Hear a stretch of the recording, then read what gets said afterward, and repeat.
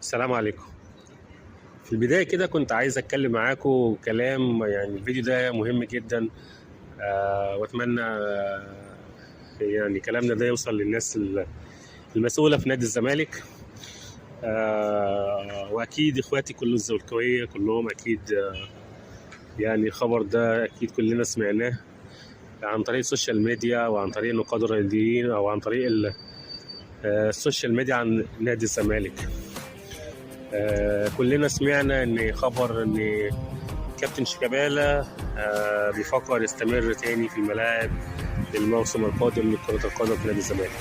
عايزين نقول الخبر ده اللي هو لو حقيقي، الخبر ده بصراحة يعني خبر الناس دي بتهزر، والناس دي يعني اللي بيفكر كده واللي عايز كابتن شيكابالا يستمر تاني في الملاعب.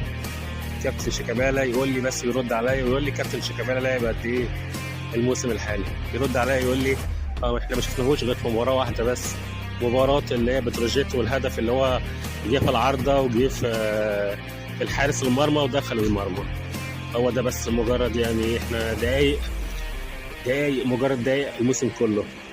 فعايزين نقول لهم انتوا يا جماعه لو الكلام ده حقيقي او الخبر ده صحيح، يبقى انتوا الناس بتهزر والاداره جايه تهرج يعني، او لجنه الكوره لتخطيط لنادي الزمالك، كابتن ميدو والكابتن حازم امام عمرو الجنايني. انتوا جايين تهزروا. كابتن شيكابالا مش قادر يجري. كابتن شيكابالا ما لعبش في خلال السنه الماضيه خمس دقايق وخد عليهم. يعني الراجل خلاص قادر يمشي، الراجل مش قادر يجري يا جماعه.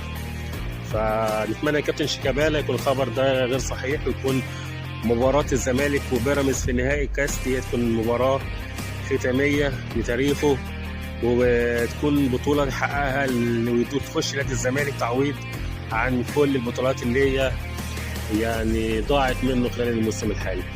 نتمنى كابتن شيكابالا يسمع العقل والمنطق، وده السنة دي تكون بالنسبة له آخر سنة في مشواره خلال الملاعب.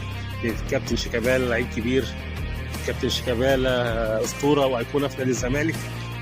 كابتن شيكابالا كلنا وكل جمهور نادي الزمالك بتعشق شيكابالا، بس مش عايزين ان الجمهور ده اللي بيحب نادي الزمالك بيحب شيكابالا، وانه هو يجي في فترة ويقول له كفاية زي الكابتن الكبير حازم امام.